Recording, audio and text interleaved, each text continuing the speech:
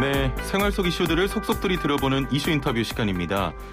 코로나19 확산세가 계속되면서 수도권에서는 내일부터 1월 3일까지 5인 이상 모임 금지라는 강력한 사회적 거리두기가 시행됩니다. 지역사회 감염이 계속되는 상황에 연말연시에 연휴까지 이어지면서 더 이상의 확산을 막아보자는 건데요. 이런 가운데 영국, 미국 등 본격적인 백신 접종이 시작되며 국내 도입 시기에 대한 여러 의견도 들려오고 있습니다. 자세한 내용 전문가와 함께 살펴보려고 하는데요. 질병관리본부장을 지내셨죠. 한림대 성심병원 호흡기내과 정기석 교수 연결돼 있습니다. 안녕하세요.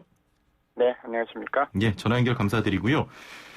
자, 최근 코로나19 일일 신규 확진자가 1000명을 오르내리고 있습니다. 조금씩 줄었으면 하는 바람인데 방역당국에서는 당분간 하루에 1000명에서 최대 1200명 정도의 확진자가 나올 수 있을 것으로 내다봤는데요. 아직 좀 정점을 찍지는 않았다, 이렇게 보면 될까요? 예, 다행히 어제 오늘 사이에 조금 이제 증가세가 멈춘 건 보이긴 합니다만은 예. 결국 모든 것은 우리가 얼마나 거리두기를 잘 하느냐에 달렸다고 봅니다. 예. 그래서 지금 예측이 1200명이 나오고 있지만 갈 수도 있으나 저는 바라건대 제발 그렇게 가지 않고 예. 조금씩 점차 줄여나가는 모습을 보였으면 좋겠다, 그렇게 생각합니다.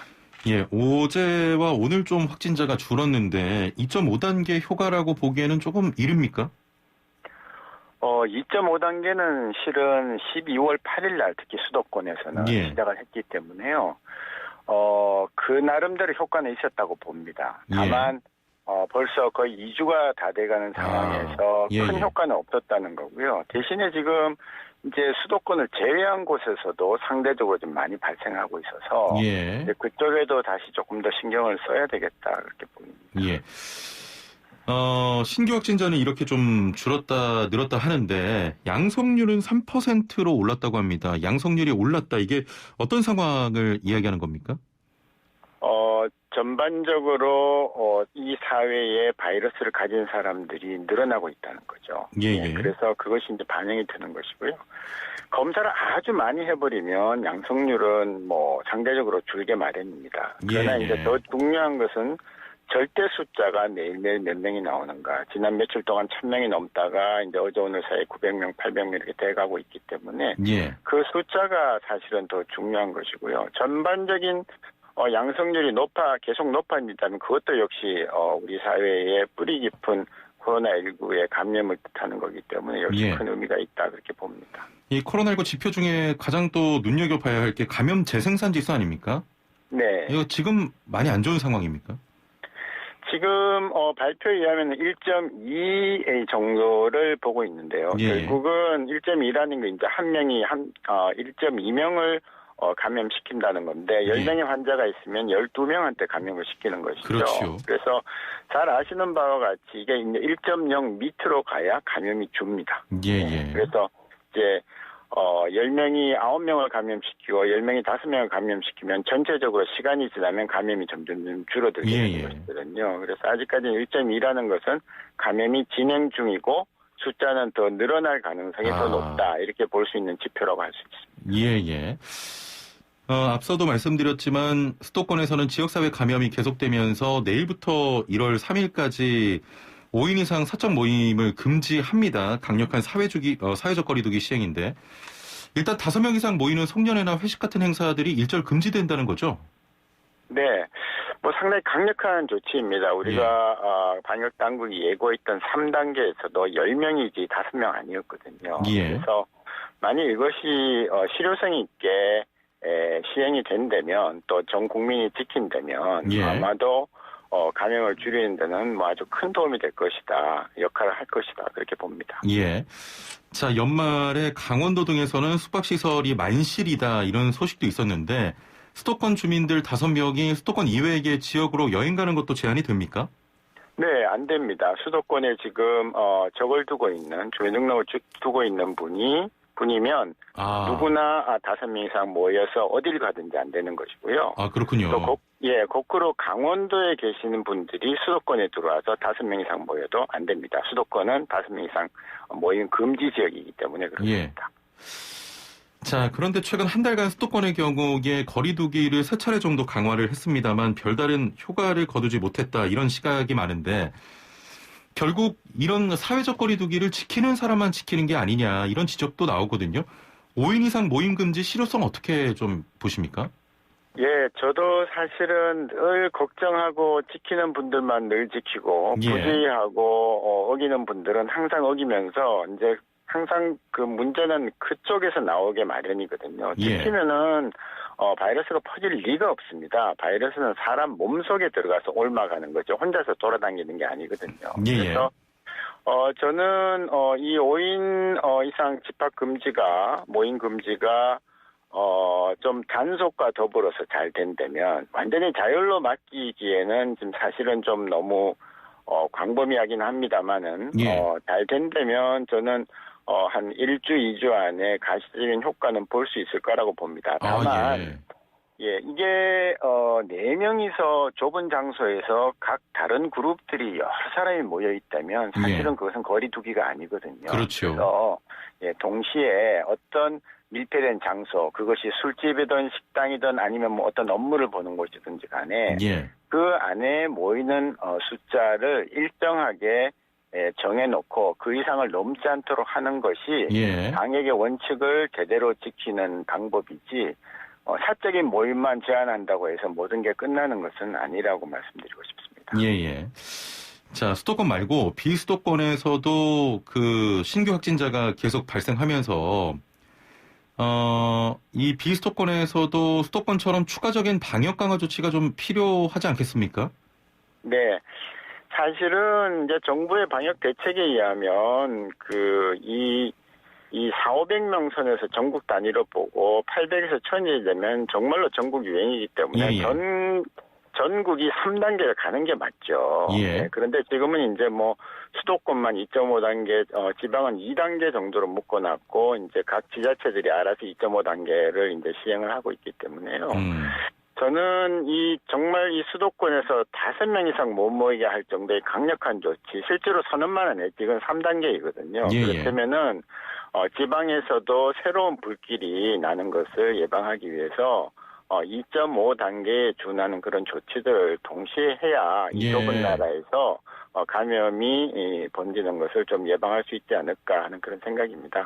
비수도권에서도 수도권처럼 강력한 좀 방역 강화 조치가 필요하다 이런 말씀이시군요.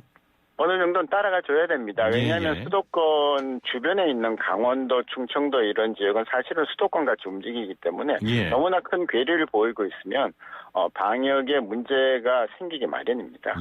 알겠습니다. 자, 어제 좀 가슴을 덜컥 좀 내려앉게 하는 소식이었는데 영국에서 변종 바이러스가 발견됐다는 소식이 전해지고 있습니다. 빠른 좀 감염률을 가지고 있다고 합니다. 어른만큼이나 어린이들에게도 쉽게 감염된다고 하는 소식이 들려오는데 그동안 코로나19가 좀 아이들에게는 비교적 감염이 적은 상황 아니었습니까? 네. 그래서 이제 주로 나이가 드신 분들한테 많이 걸려서 치명적이었는데요. 지금 영국서 유행하고 있는 것은 사실은 의사들끼리는 소문으로 한두 달 전부터는 좀 전파력이 아주 강한 놈이 나타났다. 그러나 치명률에는 큰 지장이 없는 것 같다라는 얘기를 듣기는 했었습니다. 그런데 이것이 이제 정식 논문으로 나와서 발표된 것들이 아직은 잘 없기 때문에 정확한 내용은 모르겠습니다만은 여러 나라에서 지금 영국 출발 입국을 지금 막고 있는 걸 봐서는 전파력이 굉장히 강하다고 볼 수 있겠습니다. 그래서 이제 우리나라도 지금 아직까지는 없다고 이렇게 이제 그 바이러스는 없다고 발표가 났습니다만은 주기적인 검사를 통해서 혹시라도 그런 바이러스가 우리나라에 유입되는지 여부를 살펴봐야 될 것 같습니다. 자, 이 변종 바이러스가 나타나면서 가장 또 우려했던 점 중에 하나가 백신의 효과인데 일각에서는 백신이 나와도 이 변종 바이러스를 잡기가 어렵다 이런 또 일부에서는 시각이 있었고 또 다른 쪽에서는 바이러스가 효과적일 것이다, 백신이 효과적일 것이다 이런 의견도 있는데 일단 현재 이게 변종 바이러스에는 이 백신이 효과가 있습니까? 지금 그 변종 바이러스가 백신의 효과가 없다라고 얘기는 나오지 않고 있습니다. 왜냐하면 이 백신이 웬만큼 변이를 하더라도 스파이크 단백질이 변이를 하더라도 한 곳만 잡는 게 아니라 몇 군데를 잡을 수 있도록 디자인이 되게는 됐다고 합니다. 그래서 약간의 변이는 되더라도 크게 걱정할 부분이 아니죠. 우리가 세 군데를 잡도록 돼 있는데 한 곳이 변이를 해서 한쪽을 못 잡으면 나머지 두 개를 잡으면 되는 것이거든요. 그래서 아직까지는 괜찮지만 우리가 코로나19 초기부터 과학자들이 걱정했듯이 언젠가는 대변이를 일으킬 것이다. 그렇다면은 우리가 만든 백신이나 치료제가 무용지물이 될 수도 있다라는 그런 두려움은 항상 있다는 말씀을 드립니다. 예, 알겠습니다. 우리는 그 내년 2월에서 3월 정도에 백신 도입 예정인데 그 사이에 또 다른 변종이 발생하면 상황이 달라질 수도 있지 않겠습니까? 그것은 뭐 세계적으로 대재앙이죠. 예. 그렇게 되면 뭐 지금까지 맞았던 백신이 아무 소용이 없게 되는 그런 상황이 발생하기 때문에 예. 제발 그렇게는 안 되기를 정말 간절하게 바랍니다. 예, 가능성이 있습니까?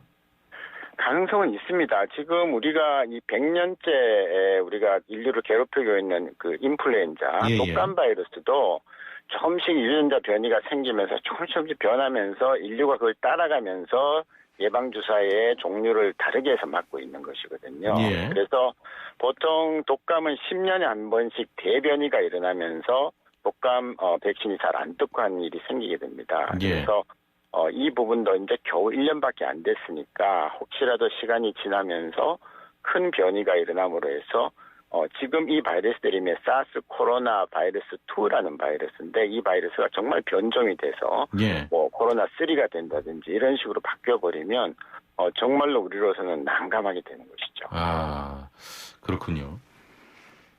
백신 도입 시기가 너무 늦은 게 아니냐 이런 의견도 있고 아스트라제네카 같은 경우는 현재 사용되는 다른 백신들에 비해서 보관 등이 용이해서 도입만 되면 빠르게 진행될 수 있기 때문에 늦은 게 아니라고도 하는데 어떻게 보십니까? 예, 뭐 둘 다 틀린 말씀은 아니고요. 이제 아스트라는 편의성은 있습니다. 다만 우리가 이제 1,000만 명분을 확보를 했는데 그 단기간에 2천만 명, 3천만 명이 다 들어오는 건 아니기 때문에 저희가 가장 우려하는 정말 내년 겨울은 우리가 금년 겨울하고 다르게 보내야 되지 않겠습니까? 그래서 그러려면은 적어도 내년 9월 말, 늦어도 10월 말까지는 코로나19 백신 접종이 적어도 3천만 명 이상을 대상으로 끝나야 됩니다.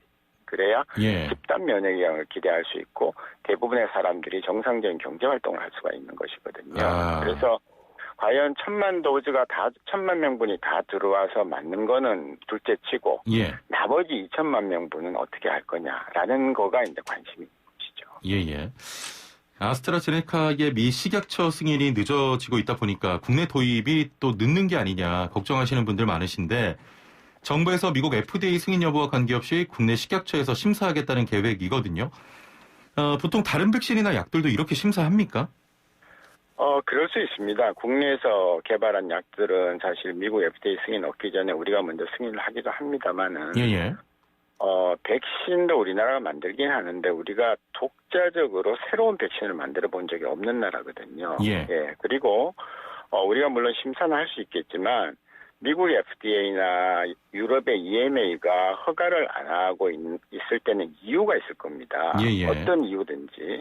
그래서 그 이유를 잘 살펴서 우리도 허가를 할 수 있는 것이지 그들이 안 했는데 우리가 빨리 한다고 해서 무턱대고 과학적인 근거 없이 그냥 승인만 할 수 있는 건 아니지 않습니까? 그렇죠. 그러다 보니까 우리도 우리가 규제하는 여러 가지 법들이 있고 또 과학적인 근거가 있어야 승인을 할 거기 때문에 우리는 할 수 있습니다. 할 수 있지만 충분히 안전한지 충분히 효능이 있는지 이런 것들을 살펴봐야 되고 특히 아스트라 쪽은 지금 효능이 60%대에 머물고 있거든요. 그래서 지금 화이자나 모더나 95%보다는 많이 떨어집니다. 그러면 똑같이 1,000만 명이 맞더라도 그중에 400만 명은 효과가 없을 수가 있다는 거거든요. 백신을 맞으나 안 맞으나 효과가 없을 수도 있는 거기 때문에 그런 부분들을 아울러 감안을 해야 하는 것입니다. 그렇군요. 알겠습니다.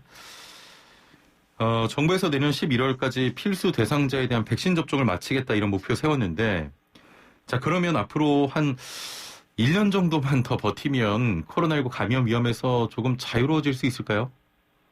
이제 몇 가지 전제 조건이 있는데요. 우리나라가 내년 겨울 이 감기철이 되기 전까지 충분한 양의 백신을 확보해서 필요한 사람들이 다 맞아야 된다는 것. 예. 그다음에 그 사이에 우리가 좀 쭉 말씀드렸던 그 바이러스의 변이가 없어야 된다는 것. 그리고 어느 정도의 치료제가 나와줘야 된다는 것. 예. 그리고 치명률도 지금 굉장히 높은 편입니다. 1.4%는 100명 중에 1명 이상이 돌아가시는 거기 때문에 그 치명률도 조금 낮아지는 것을 우리가 확인해야 된다는 것. 이제 여러 가지 조건들이 있습니다만은 예. 저희는 지금 이것이 이제 백신이 잘 돌아가고 어느 정도 치료도 좀 되면서 좀 더 센 독감 정도의 수준으로 되기를 지금 바라고 있는 것이거든요. 사실 예. 독감도 우리 국민 1년에 한 사망이 수백 명에서 많을 땐 1000명이 넘고 있거든요. 예. 그래서 그렇게 되기만을 기다리는데 그중에 핵심은 사실은 백신일 수밖에 없습니다. 예, 알겠습니다. 자, 지금 문제가 되는 게 또 병실 부족 문제인데 우리나라는 지금 미국이나 유럽에 비하면 신규 확진자 발생 수만 해도 몇십 분의 1 수준인데 이렇게 병실이 부족한 상황을 보면서 우리 의료계가 좀 취약한 상황인가 싶기도 하거든요. 이런 상황 왜 발생하는 겁니까? 예, 참 안타까운 부분이고 많은 의료 전문가들이 이제 사전에 지적이 됐던 부분이긴 한데요. 지금 병실은 빈 병실이 전국적으로 굉장히 많습니다. 그리고 서울만 해도 소위 중소병원협회가 발표한 자료에 의하면은 보통 이제 100병상, 200병상 이렇게 갖고 있는 병원을 중소병원협회라고 하는데요. 예. 병상 가동률이 높지를 않습니다. 예, 10개 중에 한 20, 30개는 20개, 30개는 비어 있거든요. 예. 그래서 어차피 이제 이런 국가적인 행사는 사건은 국공립병원 중심으로 가야 되기 때문에 국공립병원에 입원할 수 있는 사람이나 입원하고 있는 분들을 중소형 병원으로 보내면 됩니다. 거기서 다 전문의들이 있으니까요. 진작에 보내고 국공립병원을 비워서 코로나19 전담병원을 해서 외래 환자도 보고 열난 환자 다 보고 응급 환자도 보고 거기서 수술도 하고 그렇게 하는 시스템을 조금 미리 만들었으면 우리가 이렇게 고생하지 않죠. 우리나라의 병상 보율은 인구당 전 세계적으로 탑 클래스입니다. 병상이 너무너무 많은 나라인데 그렇군요. 이 배치를 제대로 미리 못함으로써 지금 이와 같은 이제 난국에 처하게 된 것입니다. 예, 병실은 실제로 그러면 전국에 많다는 소리군요. 그렇습니다. 이제 지금 서울에 우리가 수도권에서 보는 아주 대형 병원들, 모든 사람이 선호하는 병원들만 입원이 안 되는 거지. 조금만 낮추면 입원이 수월하게 되는 병원들이 많습니다. 그렇군요. 그리고 많은 병들은 그렇게 꼭, 그 이름을 대면 알만한 그런 병원에 가서 꼭 치료해야 되는 병들이 아니거든요. 알겠습니다. 자, 정부에서 민간병원의 중환자실 확보를 위한 행정명령을 발동했는데 효과가 곧 나오겠습니까? 예, 저는 효과가 있을 거라고 봅니다. 정부의 명령은 따를 수밖에 없는 것이 의료기관의 현실이니까요. 그래서 1%를 하면 1%와 그 전후를 하게 되면 지금 한 300여 개 병상이 나올 것인데 문제는 그 환자들을 보느라고 각 병원마다 의료 인력을 집중을 해야 되고 손이 많이 가잖아요. 이제 방호복을 입고 해야 되기 때문에. 그렇습니다. 그렇기 때문에 평소에 늘 보던 중환자들은 어떻게 할 거냐는 거죠. 특히 대학병원에는 중환자실은 빈 날이 없습니다. 항상 차 있고요. 응급실에서 우리가 중환자를 못 받기 때문에 여기저기 다른 병원에 전화를 해서 연결시켜주고 하는 일은 다반사입니다. 늘 밤마다 일어나는 일인데 지금 추가로 이제 그렇게 이제 강제로 마련을 하려면 하겠지만 그럼 나머지 환자들은 더 떠돌게 되거나 치료가 늦어지거나 하는 그런 것을 피할 수 없다는 현실이 있는 것이죠. 예, 알겠습니다. 자, 오늘 말씀은 여기까지 듣겠습니다. 감사합니다. 네, 감사합니다. 네, 지금까지 한림대 성심병원 호흡기내과 정기석 교수와 함께했습니다.